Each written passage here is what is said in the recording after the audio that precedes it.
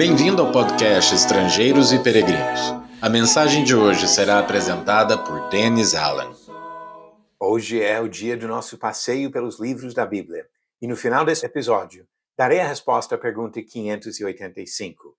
Pouquinho de paciência e vamos chegar lá. Mas vamos primeiro pensar sobre o livro de Jó. O livro de Jó é um dos mais fascinantes do Antigo Testamento. Quando pensam neste livro, muitos lembram sobre sofrimento, paciência e perseverança. E todos estes temas são partes importantes da mensagem do livro. Mas como percebemos quando chegamos ao fim do livro, a principal mensagem de Jó pode ser resumida na simples afirmação: Deus é Deus e homem é homem. Pelas informações contidas no livro, deduzimos que Jó tenha vivido na época dos patriarcas, provavelmente entre o tempo de Noé e Abraão. Além de não falar nada sobre o povo israelita e o sistema sacerdotal inaugurado por Moisés, o livro diz que Jó viveu 140 anos depois dos acontecimentos registrados no livro. Fato que se enquadra neste período que a longevidade diminuía gradativamente. Se tivesse que encaixar o livro de Jó na sequência histórica de Gênesis, o lugar mais provável seria por volta dos capítulos 10 e 11 de Gênesis.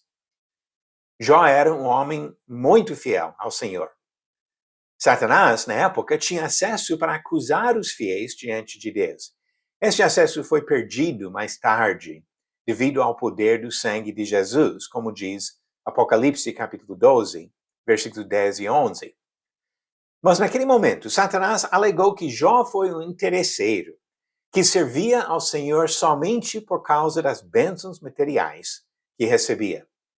Deus respondeu a esta acusação, permitindo que o diabo tirasse as bênçãos terrestres de Jó para ver o que aconteceria com a sua fé.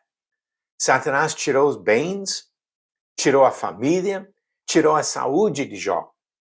Mas o homem permaneceu fiel e íntegro. É importante observar que muitas informações reveladas aos leitores desde o primeiro capítulo não foram reveladas a Jó e seus amigos. A maior parte do livro é dedicada ao registro dos debates entre estes amigos na busca de uma explicação do sofrimento deste homem. Mas eles não tinham nenhuma revelação divina especial para ajudar nesses debates. Deus fala somente no fim do livro. E mesmo assim, ele não responde a maioria dos argumentos desses homens. Vamos observar o conteúdo dos capítulos de Jó. Nosso passeio, um resumo do livro. Capítulos 1 e 2 relatam a história de como Satanás tirou as bênçãos materiais de Jó. Capítulos de 3 a 37 são dedicados aos debates entre Jó e seus amigos. Estes homens ensinaram a mesma doutrina que domina nos púlpitos de muitas igrejas hoje, sugerindo um vínculo direto entre a fidelidade da pessoa e sua situação material. Os amigos de Jó acreditavam que o homem fiel seria abençoado com prosperidade e saúde, e interpretavam o sofrimento dele como evidência de pecado. Enquanto eles enfatizaram mais este lado negativo, a mensagem é a mesma que é pregada todos os dias na televisão e em muitas igrejas nos dias de hoje. Mas Jó defendeu sua integridade. Especialmente no capítulo 31, ele fala sobre a conduta da sua vida e disse que as acusações deles foram falsas. Ele não entendeu seu sofrimento como consequência de algum pecado que ele havia cometido. Capítulos de 38 a 42 apresentam, finalmente, a resposta de Deus. Ele não respondeu às perguntas e dúvidas de Jó e seus amigos. A resposta do Senhor pode ser resumida em 2 pontos principais. Deus é Deus e o homem é homem. Ele usa uma série de ilustrações para mostrar que Deus não precisa se justificar para o homem e que o homem é totalmente incapaz de compreender as grandezas de Deus. Não é questão de compreensão, e sim de fé em Deus. Jó e seus amigos precisavam confiar em Deus e não julgar seus atos.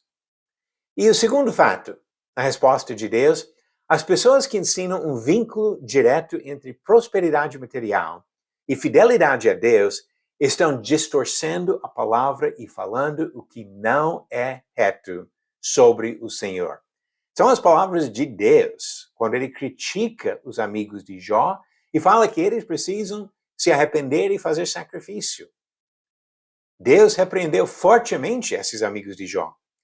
O que ele diria para os pregadores de hoje que difundem as mesmas mentiras, dizendo que a prosperidade vem para todos os fiéis? No final, Deus devolveu para Jó sua saúde e prosperidade, e este homem fiel viveu bem o resto da sua vida. Jó é um livro importante para ajudar cada criatura a entender sua pequenez diante do Criador. Porque Deus é Deus e homem é homem. E agora vem a resposta à pergunta 585. Qual homem algemado disse que a palavra de Deus não estava algemada? Alternativas: A. José, B. Tiago, C. Pedro ou D. Paulo. A resposta foi Paulo que falou isso. Em 2 Timóteo, capítulo 2, versículo 9, ele disse: é por ele que estou sofrendo até algemas como malfeitor, mas a palavra de Deus não está algemada. Agora, a pergunta 586. Quando Abimeleque, filho de Gideão, matou seus irmãos, quem foi o único que escapou com vida? Alternativas: A. Joás, B. Jotão, C. Jonatas ou D. Joabe. A resposta no final do próximo episódio.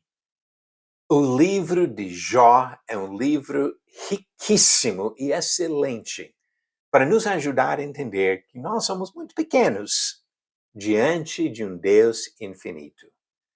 Vamos aceitar esse fato e viver para agradar o nosso Criador e viver com Ele eternamente. Obrigado por nos acompanhar nessa jornada pelas Escrituras. Volte amanhã para ouvir mais uma mensagem do podcast Estrangeiros e Peregrinos. Seguimos pelo mundo.